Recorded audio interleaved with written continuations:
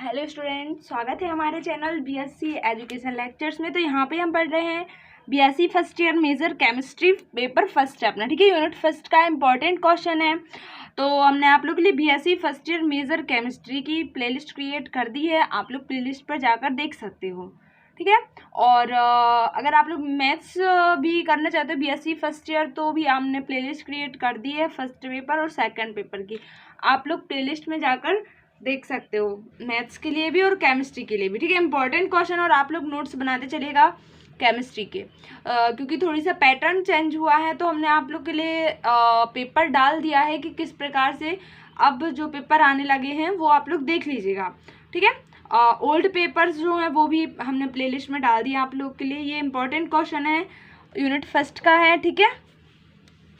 Quantum संख्या क्या है, इसे विस्तार से समझाइए। तो क्वांटम संख्या अगर आप लोग एमएससी फिजिक्स से करोगे तो ये सभी कुछ आप लोग के लिए इम्पोर्टेंट रहेगा, ठीक है, क्योंकि क्वांटम संख्या आप लोग के लिए एमएससी में भी देखने को मिलेंगी और आप लोग ये 11th-12th में भी कर चुके हो, ठीक है। तो अपन यहाँ पे ये वाला क्वेश्चन सॉल्व कर रहे हैं।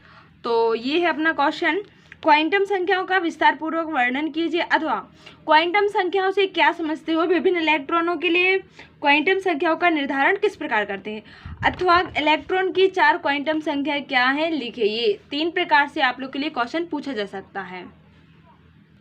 तो सबसे पहले अपन क्वांटम संख्याएं, इनकी डेफिनेशन पता करेंगे कि डेफिनेशन होती क्या है।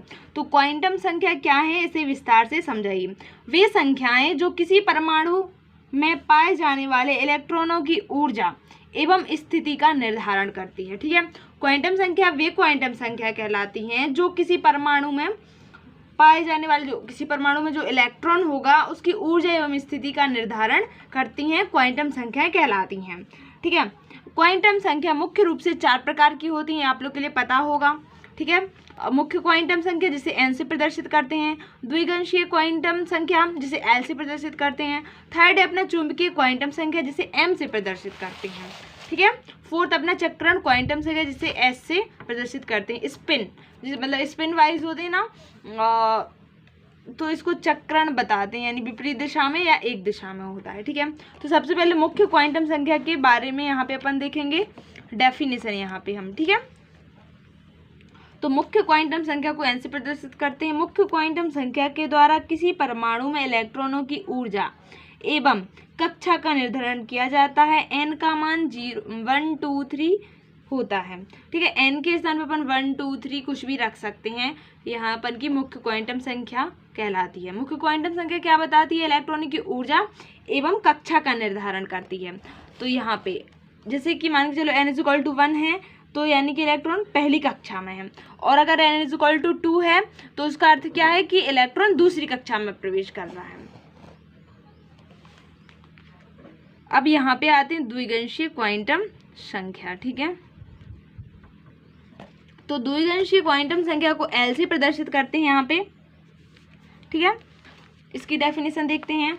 वह क्वांटम संख्या जिसके द्वारा इलेक्ट्रॉन के कक्षकों का निर्धारण, देखो मुख्य क्वांटम संख्या में क्या कर रहा था, इलेक्ट्रॉन की ऊर्जा एवं कक्षा का निर्धारण कर रहा था, लेकिन जो द्विगंशीय क्वांटम संख्या है ये कक्षकों का निर्धारण करती है, ठीक है। तो वह क्वांटम संख्या जिसके द्वारा इलेक्ट्रॉन के कक्षकों का निर्धारण होता है द्विगंशीय क्वांटम संख्या कहलाती है। इसे एल से प्रदर्शित करते हैं।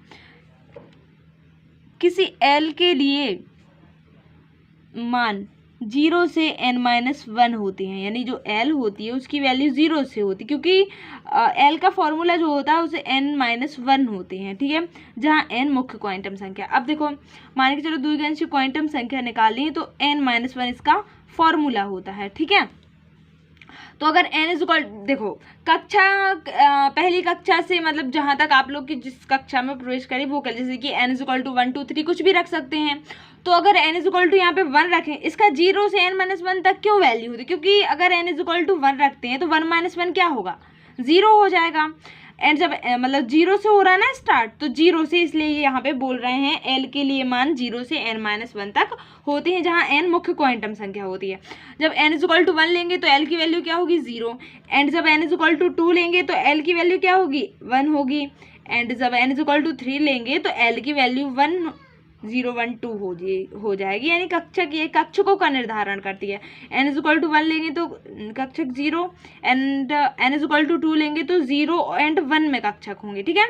और n=3 लेंगे तो 0 1 2, ये यहाँ तक अपन की L की वैल्यू होगी, ठीक है। द्विगंशीय क्वांटम संख्या। अब चलते हैं चुंबकीय क्वांटम संख्या M के लिए। तो आप लोग चुंबकीय क्वांटम संख्या देख सकते हो, वह क्वांटम संख्या जो किसी इलेक्ट्रॉन के उपकक्षक का निर्धारण, देखो अभी देखो मुख्य क्वांटम संख्या क्या बता रही थी, कक्षा का निर्धारण कर रही थी, द्विगंशीय क्वांटम संख्या कक्षक का, लेकिन जो चुंबकीय क्वांटम संख्या होती है वह अपन के उपकक्षक का निर्धारण करती है, चुंबकीय क्वांटम संख्या कहलाती है। यानी कि वह क्वांटम संख्या जो कि इलेक्ट्रॉन के उपकक्षक का निर्धारण करती है चुंबकीय क्वांटम संख्या कहलाती है। इसके द्वारा जीमैन प्रभाव, रमन प्रभाव की संख्या निर्धारित की जाती है, इसे m से प्रदर्शित करते हैं। और m की जो वैल्यू होती है, m के मानों का निर्धारण l के द्वारा होता है। वही तो बोल रहे हैं कि m की वैल्यू जो होती है वो होती है 2l + 1। अब m की वैल्यू जो होगी 2l + 1, यहाँ पे अपन को द्विगंशीय क्वांटम संख्या की आवश्यकता पड़ेगी, ठीक है। तो यहाँ से जो m की वैल्यू होगी वो -l से +l तक होगी, ठीक है। यदि l=0 लेते हैं तो यहाँ पे अपन का उपकक्षक का निर्धारण जब करेंगे l=0 तो 2l + 1 इसकी वैल्यू होती है m = 2 × 0 + 1 यानी 1 होगा इसमें उपकक्षक, ठीक है। तो -0 से 0, तो ये तो 0 ही रहेगा।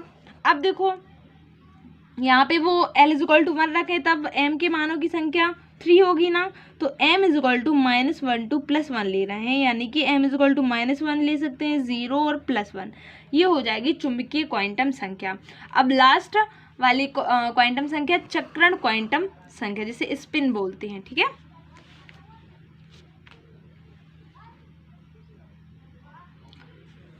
तो ये है अपन की चक्रण क्वांटम संख्या, वह क्वांटम संख्या जिसके द्वारा इलेक्ट्रॉनों के चक्रण का निर्धारण किया जाता है चक्रण क्वांटम संख्या कहलाती है। इसे s द्वारा प्रदर्शित करते हैं, प्रत्येक m के लिए s के 2 मान होते हैं। अब देखो ये यहाँ पे ये बोल रहे हैं चक्रण निर्धारण करते, या तो एक ही दिशा में चक्रण होगा या विपरीत दिशा में चक्रण होगा, तो वो यहाँ पे अपन चक्रण क्वांटम संख्या में बताते हैं।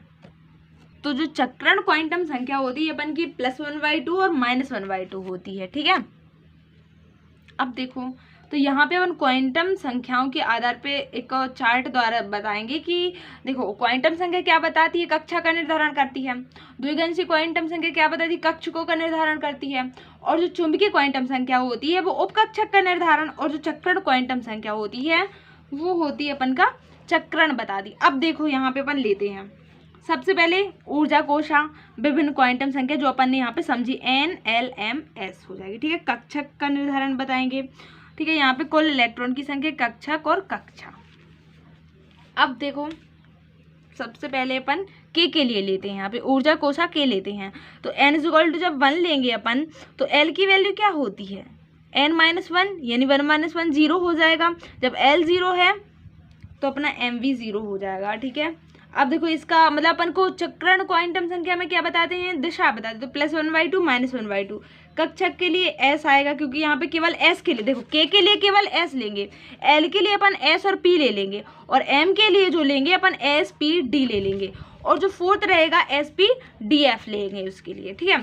k के लिए केवल s के लिए ले रहे हैं, तो यहाँ पे कक्षक क्या आ रहे हैं, 2 आ रहे हैं, तो यहाँ पे 2 कक्षा भी अपनी 2 आ जाएंगी, ठीक है। अब n = 2 के लिए अपन जब लेंगे तो यहाँ पे l ले लेते हैं, अभी n = 1 के लिए लिया था, ठीक है। अब n = 2 के लिए तो यहाँ पे ये तो 0, क्योंकि s के लिए तो अभी ये 0 0 ही रहेंगे l m की वैल्यू, केवल जो स्पिन वाइज होगी तो +1/2 -1/2, यहाँ पे s के लिए 2 लेंगे, और ये अपन टोटल कक्षाएं बताएंगे यहाँ पे, ठीक है। अभी अपन टोटल नहीं कर रहे हैं, देखो इसमें s और p ले रहे हैं, ठीक है। तो जब n = 2 लिया तो जब अपन p के लिए लेंगे तो यहाँ पे इसकी वैल्यू 1 होगी, और जो चुंबकीय क्वांटम संख्याएं होंगी जब अपन l = क्या लेते हैं, 1 लेते हैं, तो अपन ने अभी निकाला था -1 और 0 और +1 इसकी चुंबकीय क्वांटम संख्याएं होती हैं। देखो आप लोग देख सकते हो यहाँ पे जब l = अपन ने 1 लिया था तो अपन की ये आए थे ना, ये -1 0 और +1, तो ये यहाँ पे अपन ले रहे हैं, ठीक है।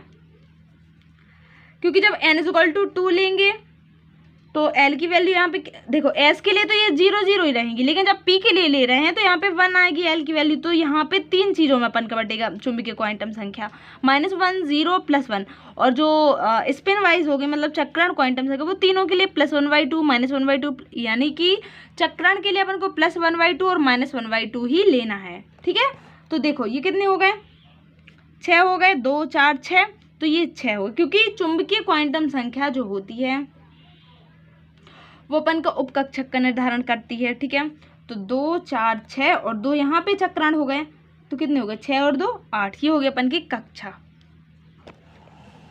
एम के लिए चलते हैं। अब देखो के लिए ओनली एस लिया था, एस कक्षक लिया था। ठीक है, और एल के लिए एस और पी, तो एम के लिए अपन लेंगे एस पी डी। तो एस के लिए तो जो कहते हैं देखो एन इज इक्वल टू अब 3 ले रहे हैं ना, तो चुंबकीय ये तो अपन की मुख्य क्वांटम संख्या 3 रहेगी, लेकिन एस के लिए ले रहे हैं तो ये तो 0 0 रहेंगी और अपना चक्रण +1/2 -1/2 ही रहेगा, और ये इसके कक्षक क्या होते हैं, 2 होते हैं। ठीक है, पी के लिए अपन ने जो अपन ने एल के लिए निकाला था वो पी के लिए सेम रहेगा।